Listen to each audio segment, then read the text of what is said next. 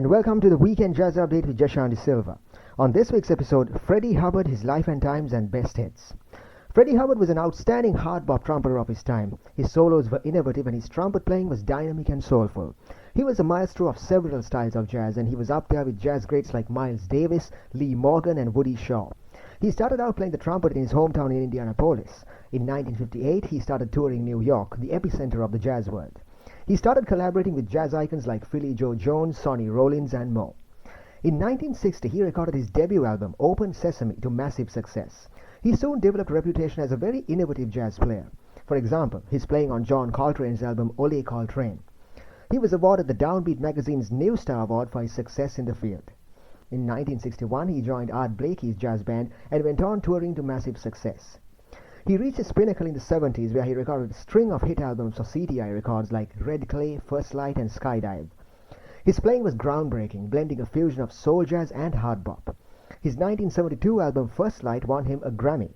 In 2006, he was awarded the New Jazz Masters Award by the National Endowment for the Arts. So that was a quick insight into the life and times of Freddie Hubbard, and on this week's episode of the Jazz Update, it's all about Freddie Hubbard, his biography and best hits.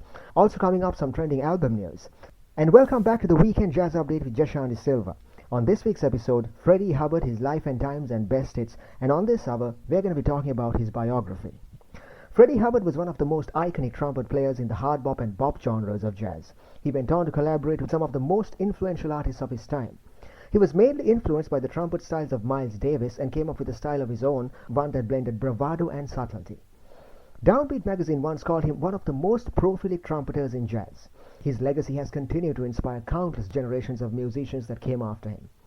Freddie Hubbard was born in Indianapolis on April 7, 1938. He started out playing the tuba and the French horn before settling on the trumpet and the flugelhorn. He was first noticed by Lee Katzman, a bandmate of Stan Kenton. Lee Katzman inspired Hubbard to take up music full-time. He started out performing alongside the Montgomery Brothers. His debut album performance was on an album called The Montgomery Brothers and Five Others. Around that time, he started his own band, the Jazz Contemporaries, featuring bassist Larry Ridley, saxophonist James Spaulding, pianist Walt Miller, and drummer Paul Parker. The band would tour in clubs in Indianapolis. In 1958, Hubbard moved to New York, where he was quickly established as one of the bright trumpeters on the scene.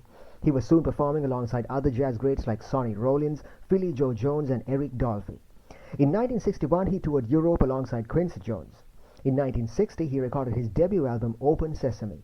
The album was an instant success and rocketed Hubbard to stardom.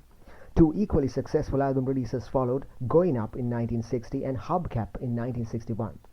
In 1961, Ready for Freddie peaked on the top of the Billboard charts. It was one of his iconic collaborations with Wayne Shorter.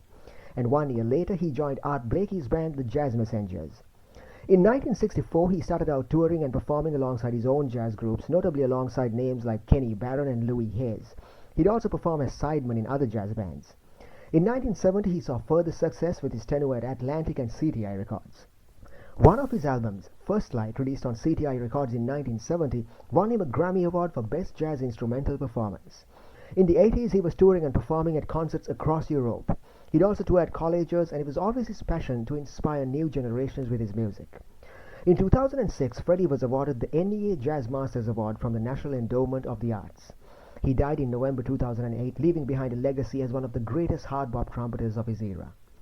So that was a quick insight into the biography of Freddie Hubbard, and this is the Weekend Jazz Update with Jashanti Silva. On this week's episode, Freddie Hubbard, his life and times and best hits. And now it's time for some trending album news. So there's a new album released by trumpeter Chad McCullough and his band. It's called In These Hills and Beyond. This album is all about celebrating life. It features some great music taken from a live concert performance by Chad and his band in Wisconsin. His quintet stars some veteran performances, notably drummer Kobe Watkins, who's collaborated with jazz legend Sonny Rollins. The music is diverse and ranges from Americana to chamber music to minimalism. Imaginary Folk Song is one of the early songs composed by the band way back in 2010. Detour, a track that blends Behop, rock and blues, and Balance Wheel, a country western song. There's also a song taken from a poem called Forgotten Dreams by Alfred Lord Tennyson. For more information, please visit www.chadmccullough.com. That was some trending album news on the Weekend Jazz Update with Jashanti Silva. We're going for a short break. We'll be right back after that. When we come back, we're going to be talking about some of Freddie Hubbard's best albums of all time. Stay tuned. Welcome to the Weekend Jazz Update with Jashani Silva. On this week's episode, Freddie Hubbard, his life and times and best hits. And on this hour, we're going to be talking about some of his best albums of all time. Here's a quick recap of what's coming up on this hour. The first album is called Open Sesame, released on Blue Note Records in 1960. This was Freddie Hubbard's debut album and showcased to the world his prowess as a jazz trumpeter for the very first time. So this album is a great glimpse into his early days as an artist. First Light was released on CTI Records in 1971. This album showcased how artistic Freddie Hubbard's playing was. One of the tracks in the album, First Light, won him a Grammy for Best Jazz Performance by a Group. Ready for Freddie, released on Blue Note Records in 1962, was a great hard bop album featuring some classics from Hubbard from the 60s. This was an album full of beautiful performances and vibrant compositions. Red Clay, released in 1970, is an album that sees Freddie in a new genre. One of the standout tracks from the album is the title track, Red Clay, which went on to become one of Freddie's most popular hits. And Straight Life, released in 1970. In this album, Freddie is experimenting with soul and funk-oriented jazz. And this is the Weekend Jazz Update with Jashani Silva. On this week's episode, it's about Freddie Hubbard, his life and times and best hits. And on this hour, we're going to be talking about some of his best albums of all time. The first album is called Open Sesame. It was released on Blue Note Records in 1960. This was Freddie Hubbard's debut album and showcased to the world his prowess as a jazz trumpeter for the very first time.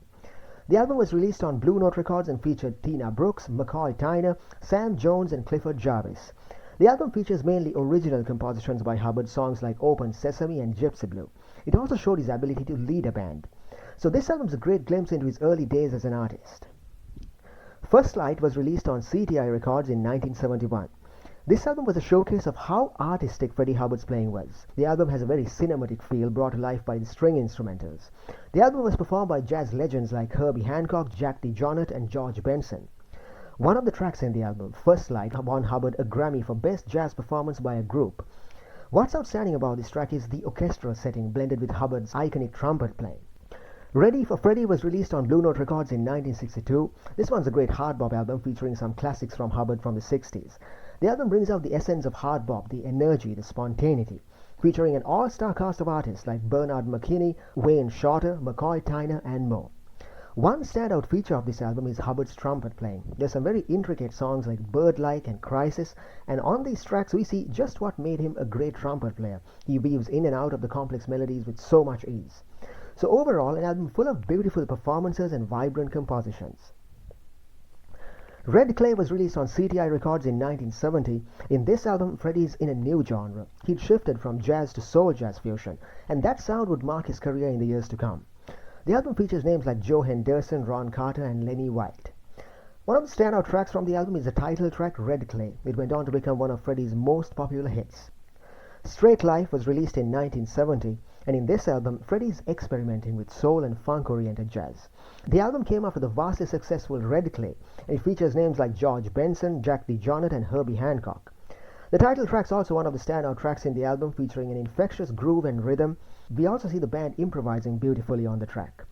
The track Straight Life is all about infusing traditional jazz with contemporary influences, creating a beautiful fusion. And this is the Weekend Jazz Update with Jashani Silva. On this week's episode, Freddie Hubbard, his life and times and best albums. And now it's time for more trending album news.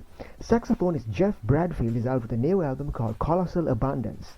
His music is a mixture of modern jazz, southern blues and African rhythms. So Colossal Abundance, his 10th studio album, is a philosophical album that talks about things like material, intellectual and spiritual wealth. The music consists of his own compositions and renditions of classics by John Coltrane, Wayne Shorter and more. There's a star-cast band collaborating on the tracks, notably Anna Weber and Greg Ward, who both won Downbeat Critic polls for the year 2024. There's Lonnie's Lament. This one's a John Coltrane classic, a percussion and saxophone song. Taku is a tribute song to Zimbabwean artist Oliver Takadze, who performed alongside Bradfield during his tour of Zimbabwe. The album closes with a Caribbean-themed Bermuda Blues. So the entire album is available on double vinyl, CD and digital download on September 6th. Jeff and his band are also holding promotion events at the Jazz Showcase and at Hyde Park Festival in the days ahead of the album release. For more information, please visit www.jeffbradfield.com. And that was some trending album news on the Weekend Jazz Update with Jashani Silva. We're going for a short break. We'll be right back after that. When we come back, we're going to be talking about more of Freddie Hubbard's best albums of all time. Stay tuned.